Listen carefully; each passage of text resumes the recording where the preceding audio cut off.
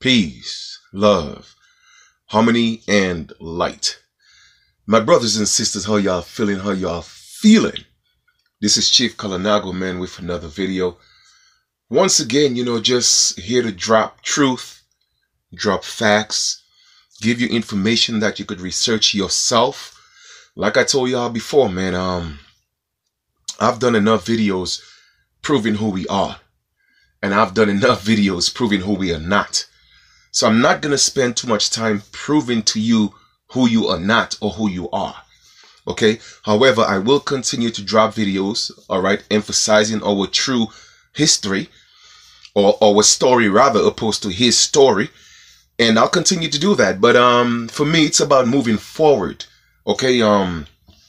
Too many people are just talking and everybody's fighting each other and everybody's beefing and who got beef with this one and who's calling out this one, and man, it's crazy out there, and it's so easy to get distracted. And for me, I cannot afford to get caught up because once again, this road is, man, it is not heavily traveled. You feel me? I'm definitely not taking the broad path because I know that the broad path, more than 99% of the times, it leads to destruction. So it is the road less traveled that I'm traveling. And, it used to be so lonely. Now I can't say I feel that way because I have, the love and support of our nation members and other brothers and sisters who are reaching out and saying, hey, Chief, you know what? Thank you. I resonate with the information. My grandmother told me this. My great grandfather told me this. And they're just going through the motion of coming into the truth and having to deal with their families who are still asleep. But I encourage them, and it's just so many emails I get. I mean, literally, I was on the phone today with at least, no exaggeration, at least 8 different people who have actually sent me emails and got on the phone and, talked to them, because that's what I do. You feel me? That's what I do. I'm on a mission to continue to uplift our people in truth. And the only way for us to restore what's ours is for us to step up as who we are. We cannot continue to live the illusions. All right. We cannot afford to identify ourselves based on their standards. All right. Or we cannot afford to let the colonizers or the invaders determine who we are or what rights we should have or how we should operate in our lands. You feel me? We are not doing that anymore. We have to stand up. At some point, we got to say enough is enough. And I have gotten to my boiling point because I am tired of these people disrespecting our men, our women, our children. Like the audacity of you to come into someone else's land as a vagrant, as a bum, as a criminal, as a rapist, and literally take everything they have and still disrespect them. At what point do you think, the universe is going to the universe is going to stop you? You feel me? Nothing lasts forever, especially evil. Okay? Especially evil. So their time is up, man. Their time is up. The universe, the Most High, just existence. Existence is literally at its breaking point with these people. So now we have to step into place. Everything is already set for us. We just have to step into our shoes. That's all we have to do. But I realize it's going to take some work. And I'm willing to put in the work. All right. So 24/7, I'm always researching, always on the grind, returning emails, doing paperwork, always doing something to uplift our people. While once in a while, I may see a video that is suggested, by YouTube, and I click on it. And it doesn't matter who it is somebody who's supposedly conscious, okay, beefing with somebody, calling somebody out. You feel me? And it's just crazy, man. The people who are supposed to be your lecturers and teachers, you feel me? They are the ones that's vibrating in the lowest frequency right now. Because it's all about entertainment.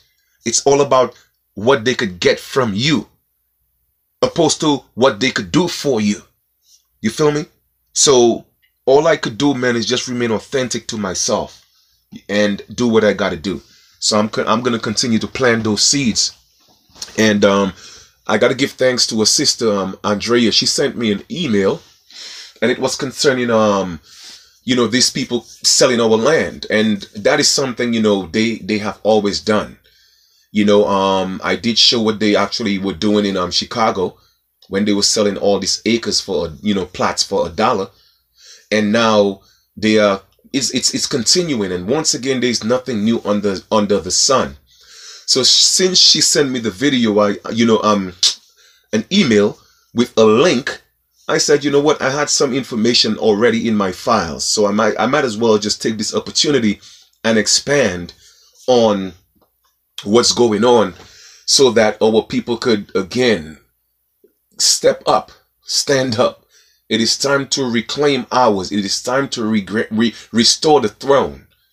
Okay, so you know that when these people came into our land, they found nothing but copper-colored, brown, you know, tawny, cinnamon complexion people on the land, which is us. All right. Now, like I've told y'all in so many videos, when they came, they met us in tribes. All right. Many people, different tribes, different languages. Well, let me rephrase that. One people, but many tribes and many languages. Okay. They came, they fought.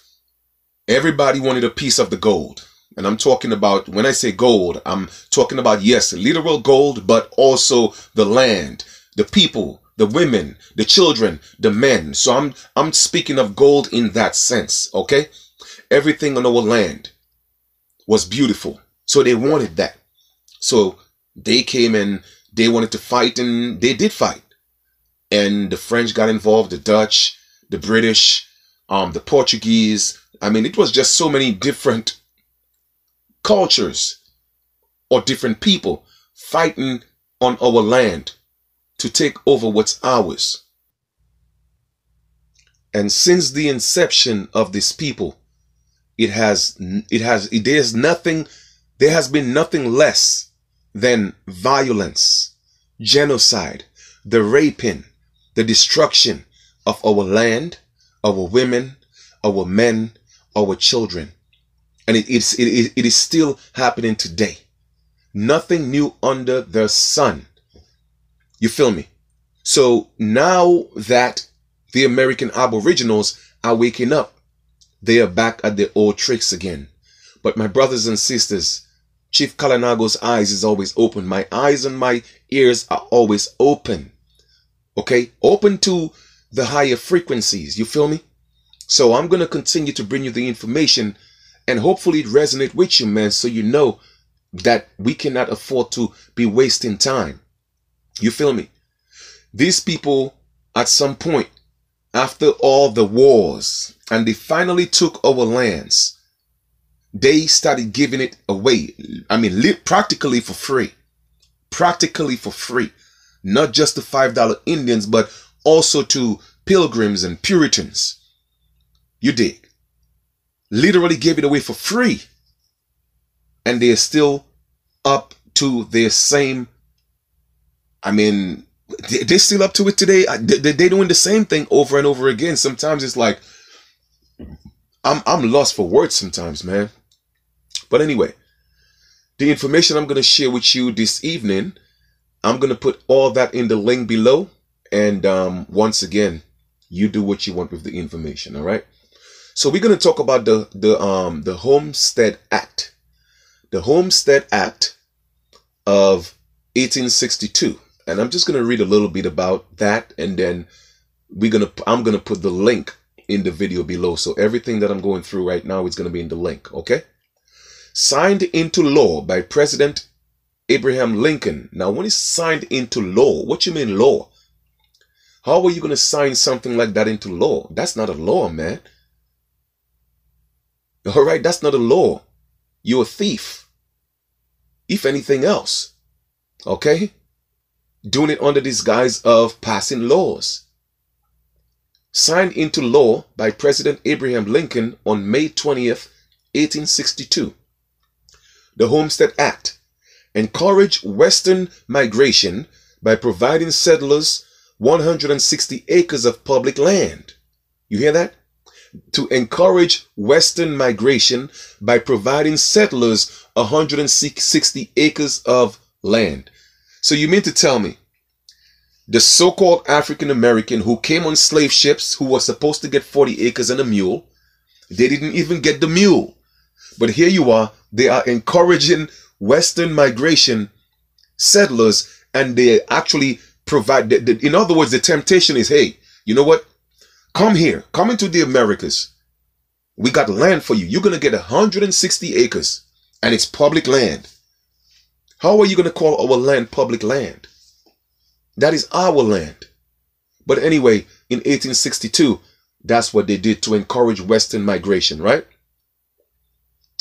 In exchange, homesteaders paid a small filing fee and were required to complete 5 years of continuous residence before receiving ownership of the land. Okay, it's just a small filing fee and to complete 5 years of residence before receiving ownership of the land.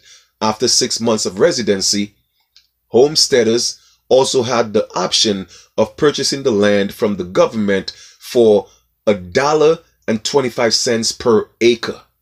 The Homestead Act led to the distribution of 80 million acres of public land. Well, let me rephrase that, of American Indian land by the 1900s. You feel me? Same thing they're doing in Chicago right now. A plot for $1. So brothers and sisters, if you don't see that history is repeating itself because my people are refusing to wake up. My people want to continue to be distracted. My people want to continue to drink, smoke, party, turn up. Okay? They want to continue to be black and African American. While history is literally repeating itself. You feel me?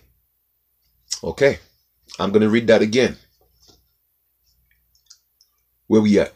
After 6 months of residency, homesteaders also had the option of purchasing the land from the government for $1.25. In other words, $1.25 per acre. Can you imagine that? Per acre. The Homestead Act led to the distribution of 80 million acres of public land by the 1900s. Well, I'm going to say American Indian land because it wasn't public land. It was our land and it's still our land. Okay? So I'm going to put that in the link below. It's a brief, excerpt. I mean, you could click on the link for the Homestead Act and read a little more in depth about that.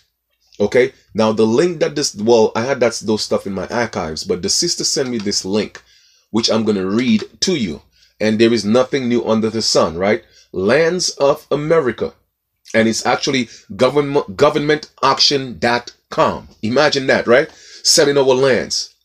Governmentauction.com. Major worldwide 3-day event. Major worldwide 3-day event. Saturday session 1 and 2.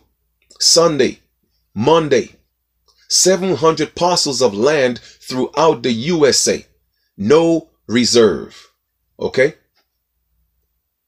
They have in Texas, no reserve.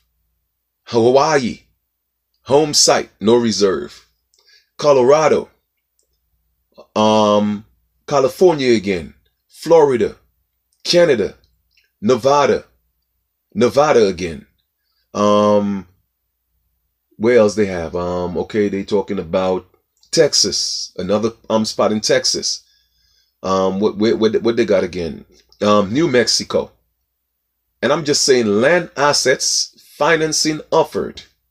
Cities, counties, states, foreclosures. You feel me? So in other words, they're taking over people's land and they're selling it. Can you imagine that? Right?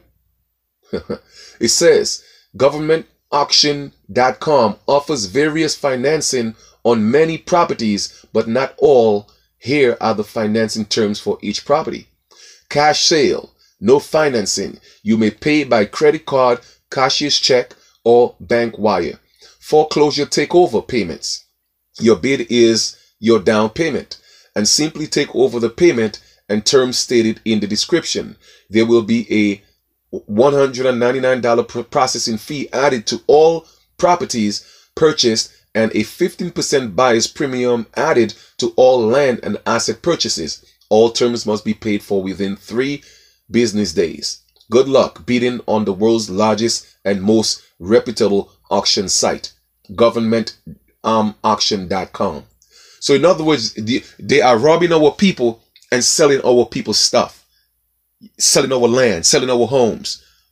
My brothers and sisters, man, like, I could only show y'all the information, man. That's going to be in the link below. Once again, you do what you want with it. All right, let us proceed. I had some other, information, of course, archived. And, once again, I thank, the sister Andrea for sending me that link.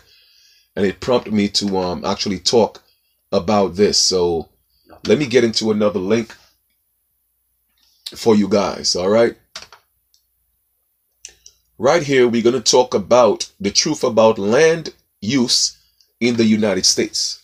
And I'll put that link below as well. All right. Misunderstanding abounds about land use in the United States. By the far greatest impact on the American landscape comes not from urbanization, but rather from agriculture. According to the U.S. Department of Agriculture, farming and ranching are responsible for 68% of all species endangerment in the United States. Now, I'm just going to go over the overview of the land use in the United States. Of course, the link is going to be below, so you could read the entire thing if you so choose. But check this out. The U.S. has 2.3 billion, not million, but 2.3 billion acres of land. However, 375 acres are in Alaska and not suitable for agricultural production. The land area of the lower 48 states is approximately 1.5 billion acres. To put things in perspective, keep in mind that California is 103 million acres, Montana is 94 acres, Oregon is 60 acres, and Maine is 20 acres. All right. So the point I'm trying to drive home is this. If the United States, right, has 2.3 billion acres of land, and we are the indigenous people of the land, and we have a right to our lands as per UNDRIP, as per American Declaration, and as per House Resolution 331, they're supposed to deal with us from a government-to-government basis, where they actually acknowledge that the Indian policy is the cornerstone of this nation. Why are you crowded up in cities?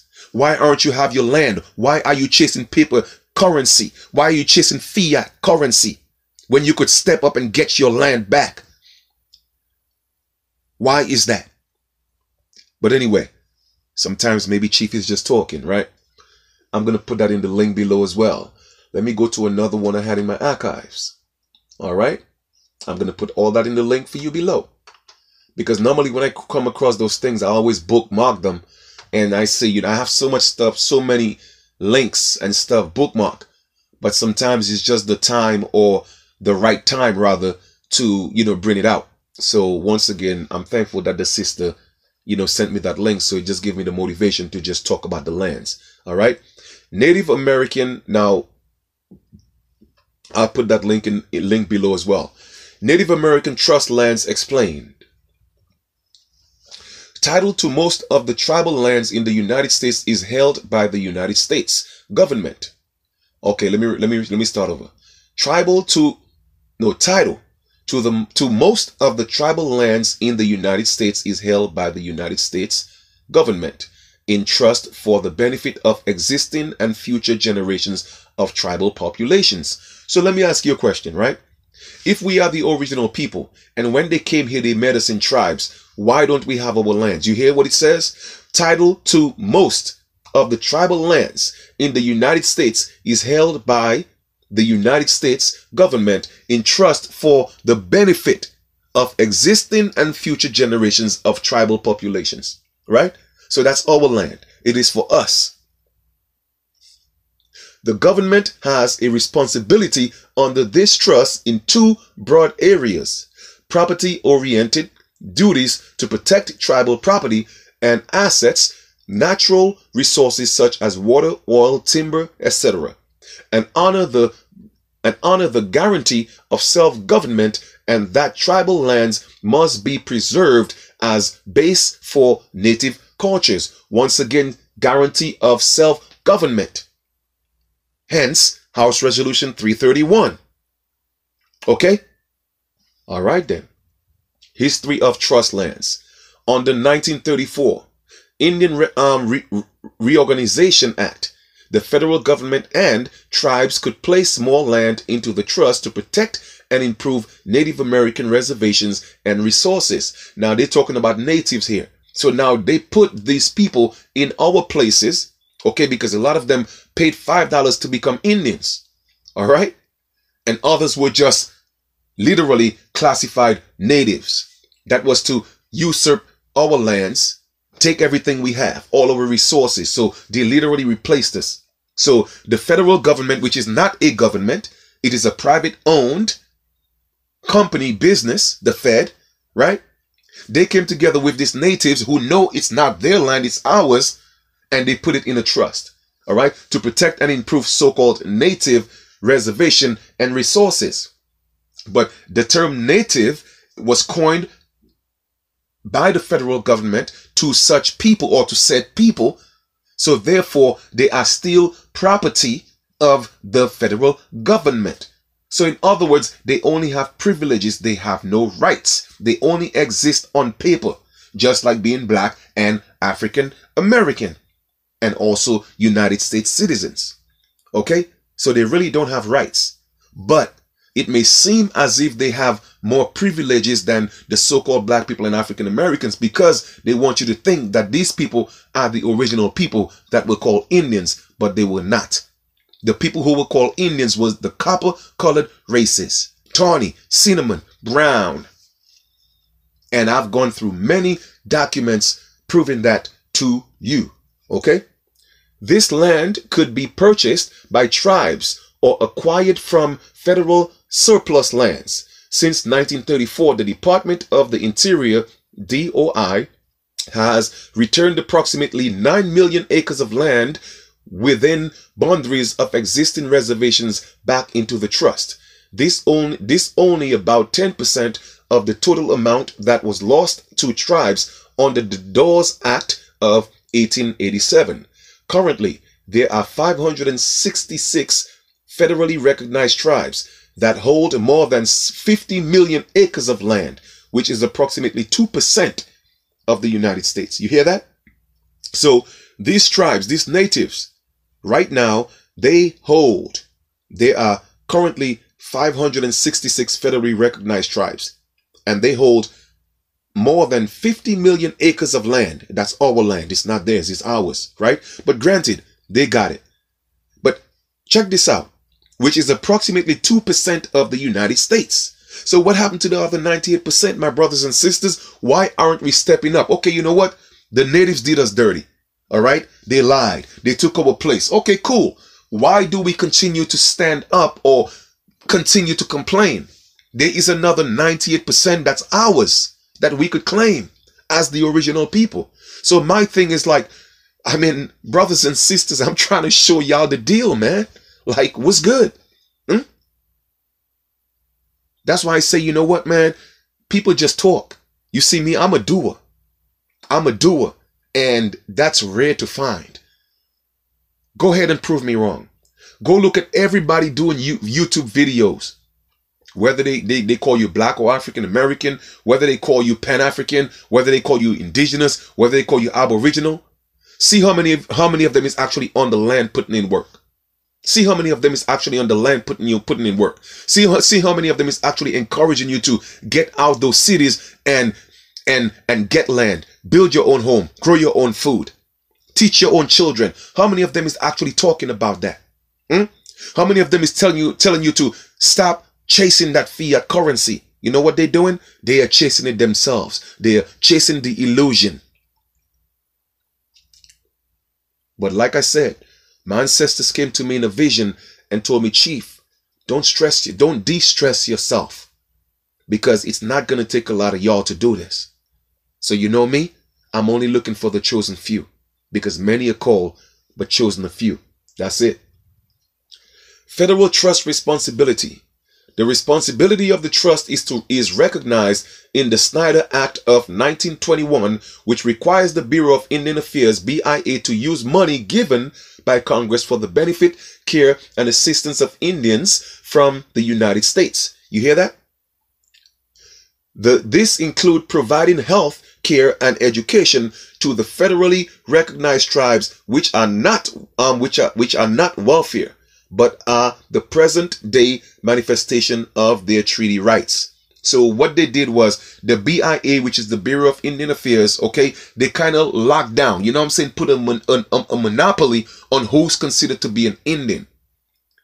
That's why you have all these Mongoloids and all these pale people looking like Indians or calling themselves Indians and getting all these benefits, right?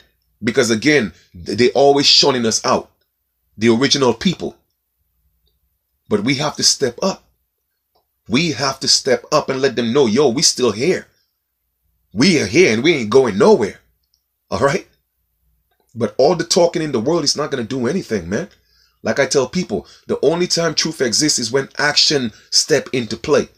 I'm an action brother, man. Call me Action Jackson. You know what I'm saying? But I love action. All right. Basics of the trust lands. There are a few basics of Native American trust land that are true for all tribal lands held in the trust.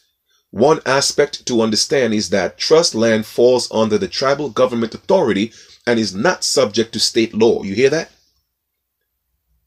And once again, we have a right to what? Govern ourselves.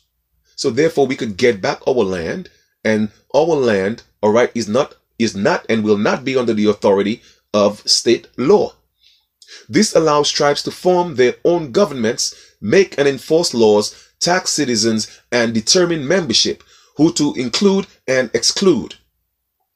Even though the tribes are allowed to make their own governments, there is a limitation to how they can use the land and require federal approval when it comes to most actions, including taking out mortgages for homes, building on the land, and renovating existing buildings. All right. So at the same time, like I told y'all before, Native Americans are still wards of the federal government. Yes, they have some privileges. Yes, they have the perks. All right. But they are still property. They are still property. They are under contract. Okay. So now we, the original people, we have to step up because we have the highest authority of the land. Okay, we have the highest jurisdiction in this land. Man, like, wow. Ooh, sometimes I say, boy, I wish y'all could see what I see, boy, and just, man. You know what? I believe some people are getting it because I know. I could feel it. And it's going to be okay, Chief. It's going to be okay. It's going to be all right. Everything is on point. Everything is happening just the way it is supposed to happen. And our people will restore our ancestors' legacy. I don't just believe that, I know that. And you know how I know? Because every single day I get emails with brothers and sisters saying, Chief, I get it. I'm ready. I'm ready. But that's good. But I want to stop hearing I'm ready. And I want to see you guys put in the action, put in the work. Okay? Correct your political statuses. Stop playing. Okay? You cannot step up and regain your land as being black or African American or a United States citizen. You cannot do that. You have to do it as the original people. It's the only way to get what they call reparations or redress. Okay? Why do you think so-called black people been trying to get reparations for years for slavery? Coming from Africa, you know why they can't get it? Because they didn't come here on slave ships from Africa. So that is a false claim. Okay, it is a false claim. You cannot get paid for something that's not true. However, you could get reparations or redress for your land that was taken. Not because you were a slave from some other place, but because it was yours and it was taken, it was stolen. And yes, we were made prisoners of war in our own land. Okay? So everything is technicality. It's in the verbiage. So brothers and sisters, man, I just wanted to share that information with y'all. The link is going to be below once again. Take your time, read it. And once again, my email is in the link below for all those who are ready to move forward, ready to, correct your political status so we could start making these moves. Man, like I said, my email is in the link below. All right. I'm going to continue to bring you the information. I'm going to continue to play my part. That's all I could do. I cannot force anything. Like my sister always say, Sister Zazie always say, right? Chief, you could bring a donkey to a well, but you can't make it drink water. So that's all I'm just going to say. I'm going to leave it here. I love you guys. And hey, we will talk soon. Peace.